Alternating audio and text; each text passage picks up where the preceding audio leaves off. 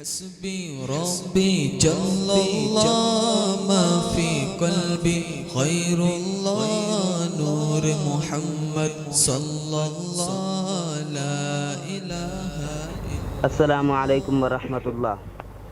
میرا نام محمد اختر جلال پور پیر والا سے ہے۔ میرا سوال مفتی صاحب سے یہ ہے کہ اگر حالت روزہ میں احتلام یعنی بدخوابی ہو جائے تو کیا اس سے روزہ ٹوٹ جائے گا؟ برائے کرم جواب عنایت فرمائیں۔ وعلیکم السلام ورحمۃ اللہ وبرکاتہ۔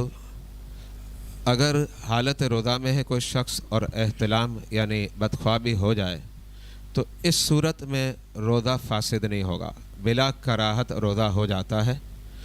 اور اگر احتلام ہو گیا اور کوئی وجہ معقول نہ ہو تو اسی وقت غسل کرنا افضل ہے۔ اگر وجہ معقول ہے تو تھوڑا تاخیر سے بھی غسل کیا جا سکتا ہے، لیکن اتنی تاخیر کرنا کہ نماز کا وقت چلا جائے، اس کو فقہاء کرام نے حرام لکھا۔ مسئلے کا جواب وہ ہے جو ابتدا میں پیش کر چکا، یعنی روزہ فاسد نہیں ہوتا، بلا کراہت روزہ ہو جائے گا۔ حسبي ربي جل الله ما في قلبي خير الله نور محمد صلى الله لا إله